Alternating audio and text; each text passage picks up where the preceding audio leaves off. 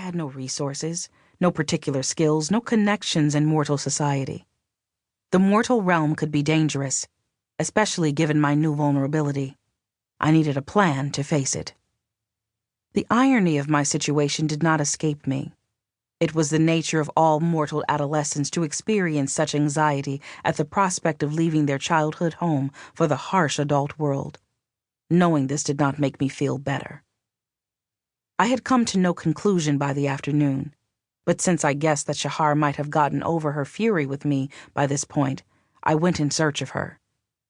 When I walked into Shahar's quarters, I found her surrounded by 3 servants who seemed to be in the middle of dressing her. As I appeared in the parlor doorway, she turned around so fast that her half-done hair whipped loose. I saw a flash of dismay cross one servant's face before the woman masked it. "Where in the infinite hells have you been?" Shahar demanded as I leaned against the door jamb. "The servant said you left the cupola hours ago." "Good to see you, too," I drawled. "What are you getting all polished up for?" She sighed, submitting once again to the servant's attentions. "Dinner. I'm meeting with Lady Hino of the Timid Protectorate's ruling triadicy and her Pymex." She pronounced the word perfectly, which was fitting, as she'd probably been taught to speak Timon since childhood. The word meant something like heir, though with a masculine suffix. Prince, then, in Amun parlance, though unless the Timons had rewritten their charter again in the century since I'd last paid attention to them, it was not a hereditary role. They chose their leaders from among their brighter young folk, then trained them for a decade or so before actually letting them be in charge of anything. That sort of sensible thinking was why I'd chosen the Timons as my model, back when I'd first crafted a mortal appearance for myself. Then I noticed the gown they were wrapping around Shahar. Quite literally.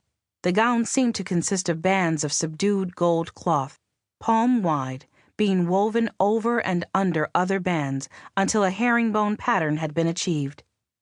The overall effect was very elegant and cleverly emphasized Shahar's still developing curves. I whistled, and she threw a wary look at me.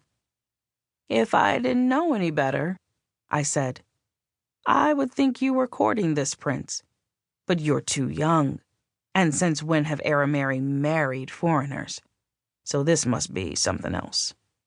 She shrugged, turning to gaze at herself in the bedroom mirror. The dress was almost done. They needed to wrap only the bottom few layers around her legs. But how was she going to get out of the thing?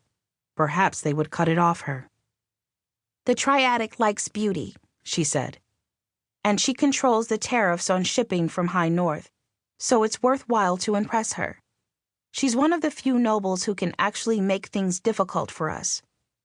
She turned to the side, inspecting her profile. Now that the servant had repaired her hair, she looked perfect and knew it. "And Prince Canru is an old childhood friend, so I don't mind looking nice for him." I raised my eyebrows in surprise.